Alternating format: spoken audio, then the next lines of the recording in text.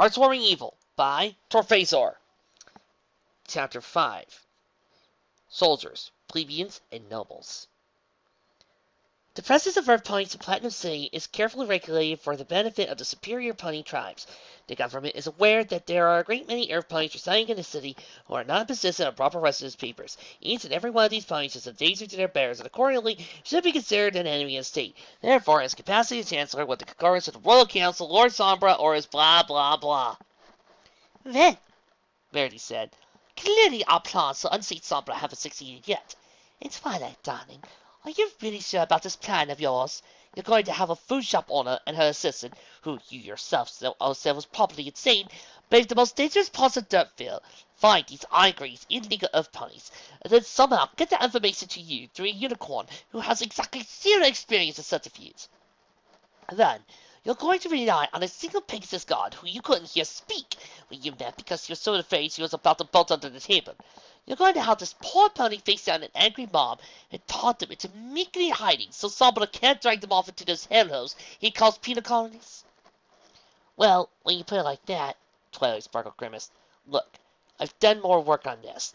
Earth ponies know that Bonbon can read and write. That's a valuable skill in Dirtville. And as far as I know, various gangs in Dirtville leave those ponies alone. So you can make it into places we couldn't dream of going and make it out. Pinkie Pie's probably crazy, but Lyra says he's almost scary good at getting into and out of places while making deliveries, so she shouldn't have any problems either. I am worried about Fluttershy, but none of the guards, the Pegasus guards, Fort knew I was coming, and they all better able to dash up. My best guess is that it's like Sleepy Belle normally versus Sleepy Belle when she knows that her cutie mark is supposed to be. Don't remind me of that. Verity collapsed into her pills with only bare minimum of dramatic effect. Speaking of Sweetie Belle, did you hear about her latest attempt? Yeah. How does a soup ladle, 3 stacks of goose feathers, and a plunger equal a cutie mark? And what I really want to know is how it ended with Sleepy Belle leaving hoof prints on the ceiling and getting covered in tree sap. I have no idea. Verity covered her head with a pillow in exasperation. Anyways, back to the topic at Hoof. You're absolutely sure this would work? There are no absolutes. Twilight looked back down at the announcement Sombra's lackey had delivered to inform them that the Pegasus guards would be going back into Dirtville to clear out more Earth ponies. But this is as good as we're going to get with time and the resources we have. If you have any better ideas, I'm all ears. I just suppose you'd like to be princess instead. Verity's voice was muffled through a pillow. I hear they still have lovely summers down in the Zebra Lands. I think I'll pass. Twilight walking towards the door. Should I set everything in motion? Unless you come up with some miracle plan in the next 5 minutes. Verity waved her off from under her pillow. Twilight stepped down to the hall and started walking back to the room. She hardly noticed the Spitfire suddenly fell into line, slightly behind her. Just one more sign that danger could find her wherever she went. I need to sleep outside to take care of something. Twilight spoke quietly, and noted that anyone trying to eavesdrop would have a difficult time hearing her, and I'd prefer that fact to go unnoticed. I need to have a talk with the guards patrolling the gardens about staying on stone paths. Spitfire spoke in a normal, conversational tone. The head gardener's ready to pull my wings out and crush any more plants he's spent all winter keeping alive. I trust you can make it back to your chambers unscorted, Lady Sparkle. Twilight didn't bother correcting Spitfire. She knew a losing battle when she faced one. I should be safe enough, and I think Rarity would be a little angry with me if I caused you to get your wings pulled out on my behalf. Spitfire veered off into the next intersection. Twilight felt the tiniest of smirks take root on her face. It was such a shame that the guards patrolling the gardens would be held up for several minutes on a route that took them beneath their window. What a pity it would be if she snuck out of the castle during those interval minutes. Twilight pulled out a length of rope she kept for just the purpose, from under a pile of paper she had intentionally allowed to build up. It anchored quite well around her heavy desk, and made her heavier by the stacks of books on top. Now it was a matter of pulling out a cloak to hide her identity, and Twilight was ready to sneak out. She stuck her head out the window. No guards. That meant Spitfire had found them. Twilight threw the rope, ungracefully shimmied down it, and once on the ground, used her magic to lift it back to her rooms. Confident that no one had seen her leave the castle, Twilight made her way through the gardens and into Platinum City proper. Twilight made far better time to Lyra's shop than she had the first time. Actually, knowing the way helped. A bell jangled as he stepped through the door. Lyra's face upon seeing who had entered said, "Quite clearly does he remember Twilight." It would take an intellect far less than Twilight's to find that Lyra did not seem particularly thrilled at her company. Something tells me I'm not going to get much work done today. No, Lyra hadn't forgotten her one bit. Officially, you're being consulted about a concert at the end of summer to mark a successful harvest. Twilight had to think far, far too hard last night to come up with a simple explanation. That way, if you do miss any deadlines, you can send the angry nobles my way. Being inconvenienced is beneath them. Being inconvenienced by a higher-ranking noble is how their world works. Lyra carefully sat down a mess of wooden pegs. Twilight supposed was some sort of exotic instrument. And by consulting, you mean I'm going to be sneaking into Turfville to ask Bonbon to risk her life for the highest-ranking noble. I know you aren't happy about this, and believe me, if I could, I'd do all this without involving anyone else. But I can't, and even though Bonbon has all her papers in perfect order, I think she'll get caught up in this sooner than later. What do you mean? Lyra asked, concern verging on panic, lacing her voice. Bonbon can read and write. That has her well known in Dirtville, and it's what I'm counting on to keep her safe. Sombra wants to crush the Earth Ponies into flat-out slavery. He knows that if he's ever going to face any real resistance from Earth Ponies, it'll start with Earth Ponies who can read and write. Earth Ponies like Bonbon. Now, if I can find out that Bonbon can read and write without asking you, what do you want to bet Sombra could too? Where do I need to ask her to go? Lyra spat after several long seconds. Twilight reached into her cloak and handed Lyra the notice Sombra's lackey had given her. Burn this when you've shown it to her. If Sombra tries this back to us, we all die. Twilight disturbed herself with how casually she spoke of her own mortality. Twilight, I don't care if you're the court sorceress, and you know all kinds of magic I can only dream on. If Bonbon gets hurt because of this... Twilight flipped up the hood of her cloak and stepped to the door. If Sombra feels like Bonbon is his biggest threat, you don't need to worry about me. I'll be long dead when that day arrives. Bonbon waved a polite farewell as Caramel walked out of her shop. The sounds of bits clattering into her safe box, the same sound that meant she could have food for herself, was a sound that never failed to please her. It's so nice that he's sticking around. Bonbon had long since become endeared to Pinkie Pie, sticking her head out the strangest of places. Specifically, her head was protruding from underneath a display of bread. I always feel so sad when all those ponies leave the city every spring, but then I get to be happy all over again when they come back in the fall. Bonbon had made a rather meaningless noise in reply. If everyone was like Pinkie Pie, the world would be a much better place. Suddenly, Bonbon's thoughts stopped in abject terror as she realized the full implications of what she just considered. Lyra and Obsessive Humans were sane in comparison to Pinkie Pie. If everyone just wanted others to be happy like Pinkie Pie did, the world would be a much better place. At correction brought a satisfactory nod. Bonbon had restored order to her world. The rest of the world, however, seemed to be paying no heed to her. Caramel, along with thousands of other Earth ponies, so have already left Platinum City to return to the farms around New Unicornia. They are being kept in place by an army of guards at the gates of the city, checking that every Earth pony leaving Platinum City had their papers to be there in the first place. Those without papers, Lyra, and even Twilight Sparkle, could speak about the penal colonies with revulsion and know how wrong they were, but they would never feel the primal fear of such places installed in Earth ponies. Pinkie Pie, Bonbon said, having no doubt that Pinkie Pie would, somehow, hear her. How are our food stocks? Are we going to make it to the harvest, or do I need to go find some mushroom farmers to top our stocks off? Mushrooms illegally grown into crystal caves beneath Platinum City were the most important reason that Earth ponies were able to inhabit the city in significant numbers. Pink-Exotic Unicorn took the vast majority of what came off the farms. The next time they had enough left for the Earth ponies to survive off of, even without counting the migratory Earth ponies, would be the first. I think we'll be okay. Pinkie Pie's reply came from the cellar. Bonbon very carefully didn't think about how she had gone from under the display to the cellar. Getting that cast off a unicorn food from Lyra is really let us set things. Speaking of Lyra, the door opened at the exact moment without a hoof being laid on it. Bonbon knew only one pony who would show up at her shop like that. Well, technically she knew two, but she didn't think the court sorcerers would be paying her many more visits. Pinkie Pie, Bonbon considered, shouting down to the cellar, but knew where her sister had gone to. He wants to stop for a while. Lyra's here. Bonbon had been right. The Pinkie Pie wasn't in the cellar. She very, very carefully didn't think of how Pinkie Pie was coming down from upstairs. Hi, Pinkie. Lyra lay from her cloak. Windows offered no protection against passing ponies. Had any exciting deliveries lately?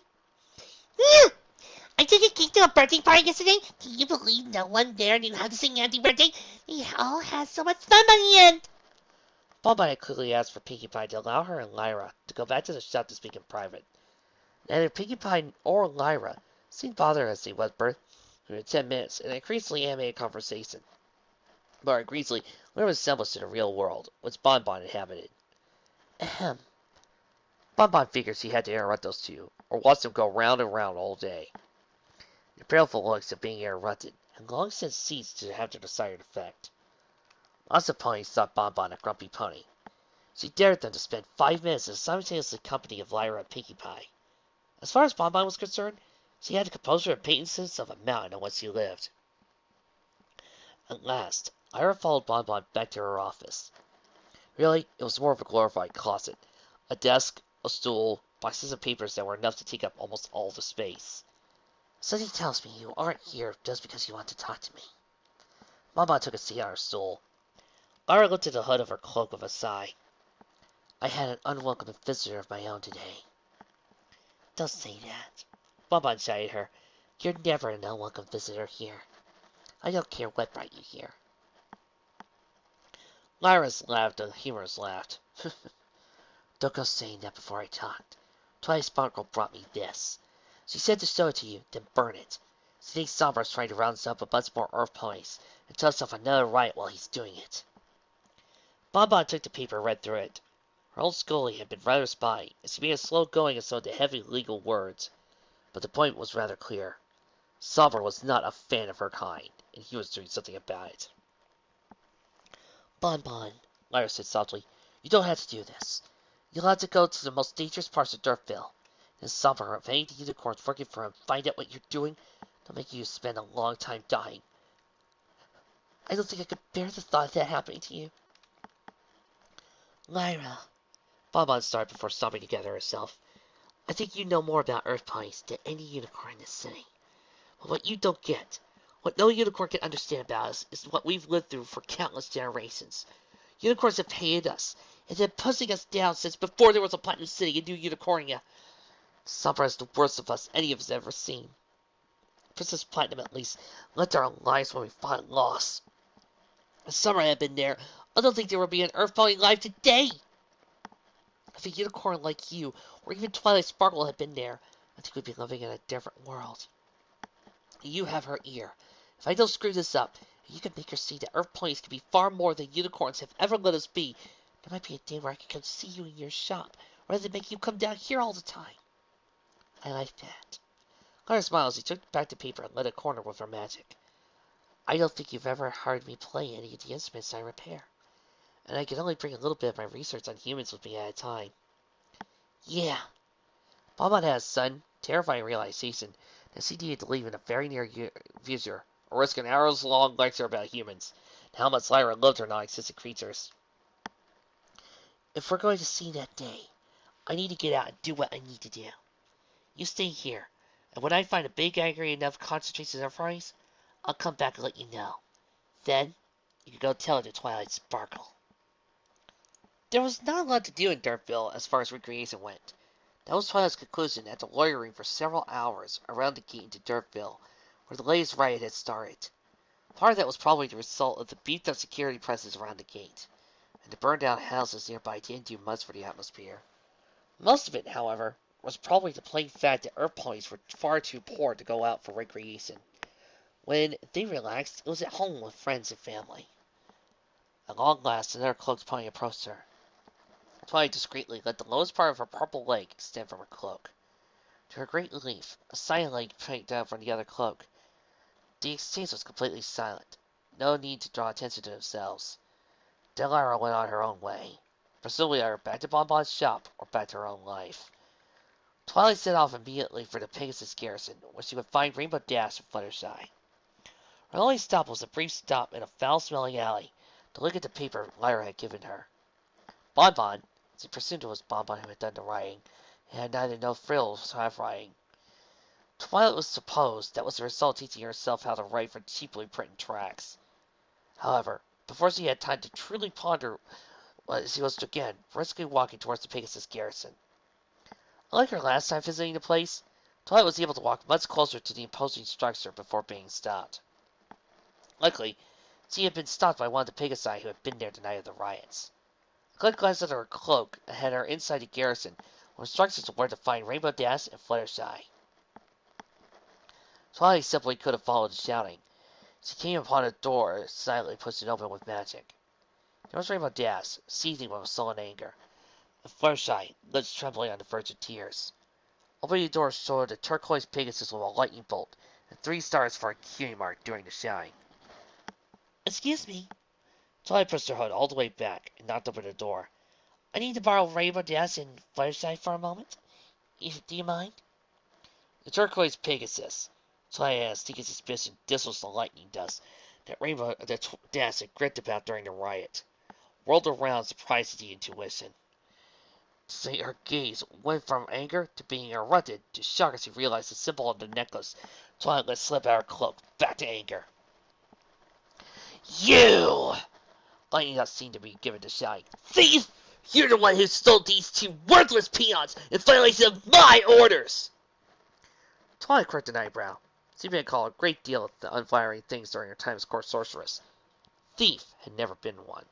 Stole? Twilight decided she played the innocent pony for as long as she could. Yeah, stole! Lightning Dust whirled to defend her, apparently for just as anger and Twilight sparkle. I gave Contest Rainbow Dash and Fluttershy explicit orders that they were to not leave the garrison while I was gone. Only when I came back after saving the city from Earthplane anarchy, I found that these 2 were all cavorting on some little vacation up to the palace with Rarity's whore. Since they clearly can't obey orders, I'm sending them back to the academy. So much for the innocent Penny Act. Twilight could see where she was going to have to use the proverbial hammer with Lightning Dust. 1. It's Princess Rarity as far as you're concerned. And 2. You're not sending Rainbow Dash and Fluttershy anywhere. Oh, I think I am. Lightning Dust's smile was positively nasty. See, I have friends at the castle, and they tell me all about the time you and Rarity spend closeted in their rooms. Why, I bet if you were a prissy little stallion instead of a prissy little mare, you 2 would have already had a bastard ready to ruin the hard work of countless generations of real unicorns and Pegasi. And since you're the bitch's little whore, you don't have any power over me. So why don't you go crying back to your princess and get her to do something about it? Oh wait, you can't, because ponies like Sombra, who actually know how to handle Earth ponies and run a government, are doing just that.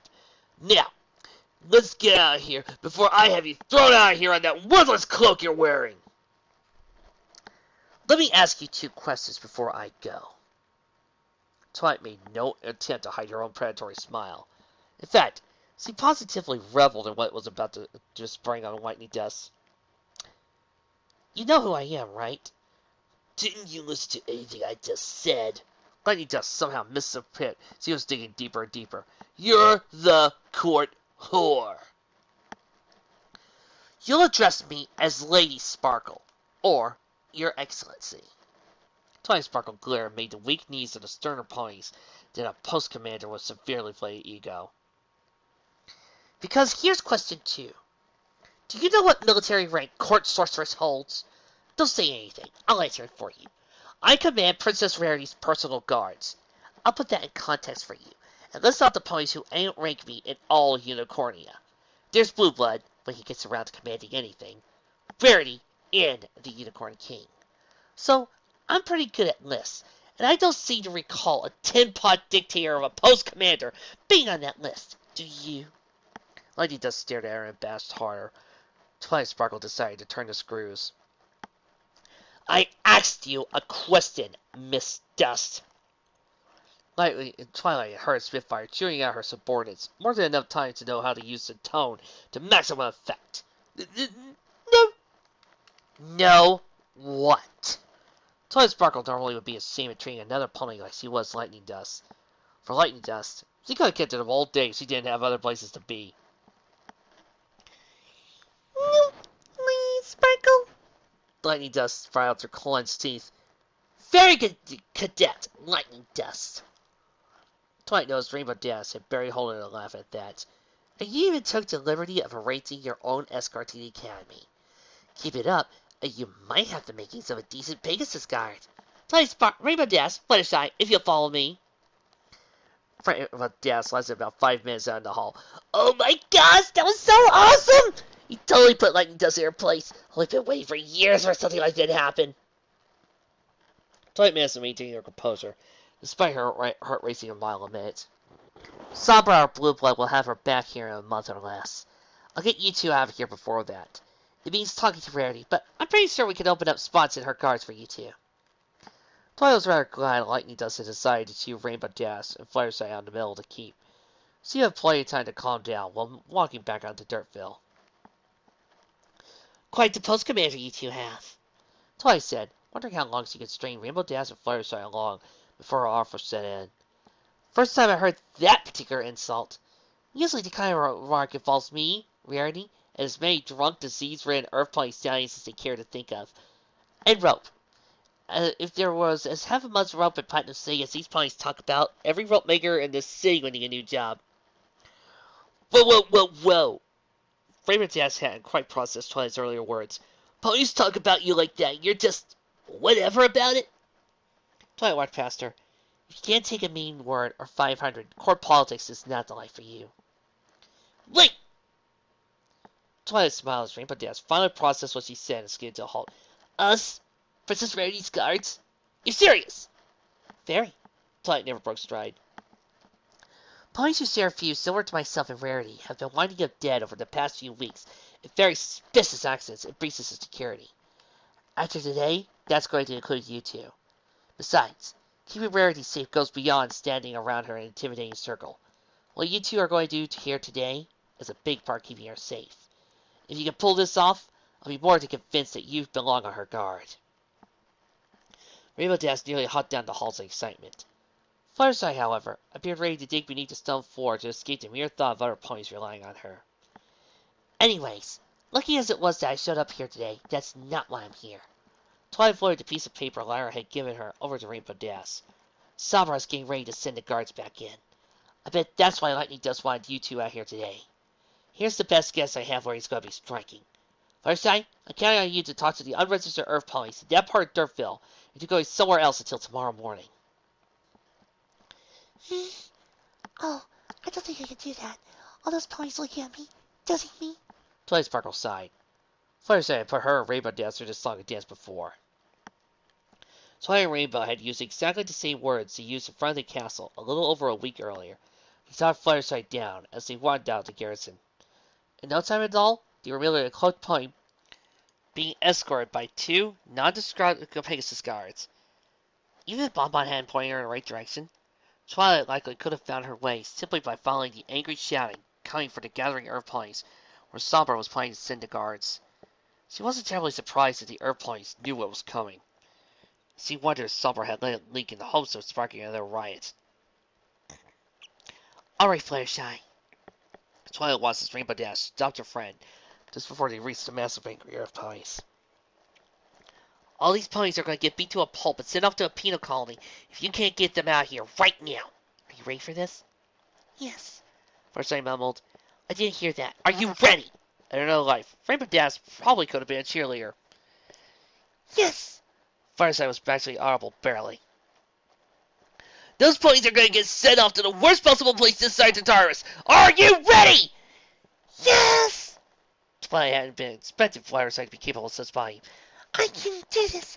These ponies are counting on me to save them, and I'm not letting them down. Twilight Sparkle watched with no small amount of amazement as Fluttershy, she barely scarcely managed to flew above the massive Earth ponies and assembled below her without a bit of escalation. Her jaw slowly dropped to the ground as Fluttershy let out an impassive speech that touched the hearts of all who listened. In barely half an hour, she reduced the mob verging on riot into a cooperative bunch of ponies who left the square in an orderly fashion to avoid the guards Sombra was preparing to send her way.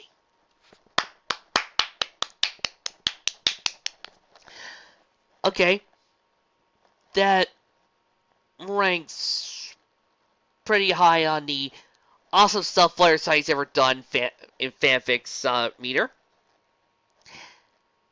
Still can't top everything she does in Last of the Dragon Lords. See? Rainbow Dash said with a smug look on her face. I told you she was a totally different pony when she needed to be. I'm seeing it, and I'm still not sure I believe it. Tony Sparkle never thought she'd see Earth ponies so meekly obeying a Pegasus. She had to shake her head several times to collect her thoughts. Right. We need to stick around to watch what happens next. I want to watch the guards Sombra is sending in and roughing up or dragging off ponies who have their papers in perfect order.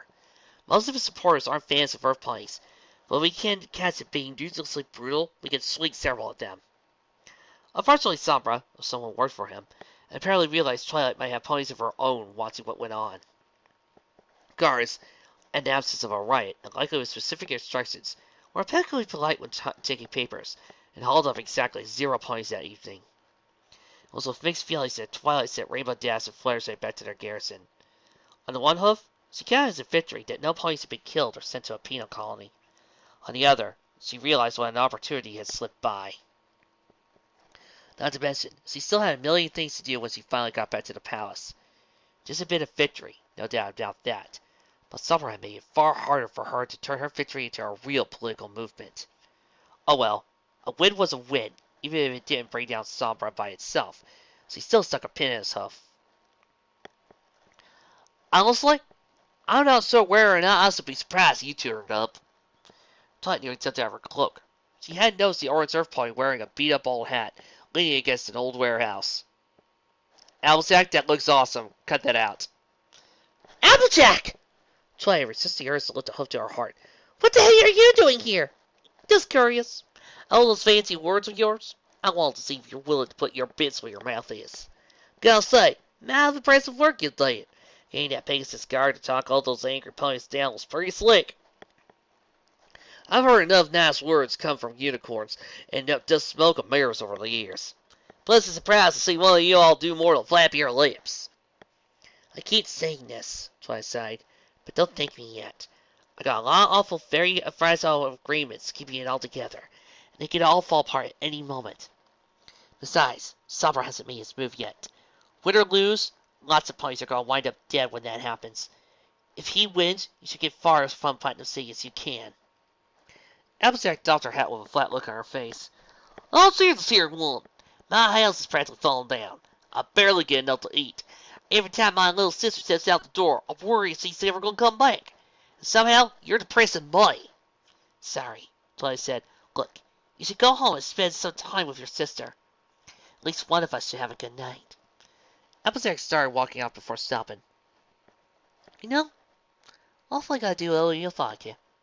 Even if it doesn't work out, even if it's for your own reasons, a unicorn actually trying to help us is more than we've gotten for a long time. Applejack disappeared quickly into the shadows of Dirtville. Twilight looked up to the sky, the moon, merely a bright circle through a haze of clouds. Taking her head to focus once more, she started walking back towards the wall. Along the way, a thought kept nagging at the back of her mind. She got all 3 pony tribes to work together, and the results had been more than she dared hope. What truly disturbed her, however, was the idea at the very edge of her thoughts that New Unicornia might be much more than it was if it hadn't spent so much energy holding the Earth ponies out of society. My Twilight, you certainly do get up to some interesting things when you're not in the palace. Twilight almost jumped out of her cloak a second time in a rather decisively short period of time. She whirled around to see a cloaked pony casually standing just behind her. The sketch was perfect, except for a few strange purple hairs sticking out of the back of the cloak. Rarity! Twilight whispered in hushed tones. Are you crazy? Do you know what would happen if you were spotted here at Dirtville? And where are your guards? Why, Twilight. Twilight didn't need to see Rarity's face to know the magnificent look it wore. You're right, yeah. It does have a calling in my head, goddess, and besides, you're not the only one who needs to see what's going on here, First Hoof. It was better than I expected to from what you told me. If we keep this up, we have a real chance of showing Sombra what it's like to watch the government go by and not be able to think about it. That is, if we live through his reaction to tonight. Yeah, and when I know how we're going to do that, I'll let you know. I'm sure we come up with something. Rarity spoke with the assurance of one who was used to getting their way. Summer can only go so far before I can lock him up for rebellion, reasons or no. Before I forget, I found something you might be rather interested in. Before I stuck out of the palace to come down here, I was looking at the library. Oh, don't give me that look. And I stumbled across the most incredible find at the bottom of a pile of old census papers. Before I was back at the palace of Princess Platinum and Clover the Clever's personal journals.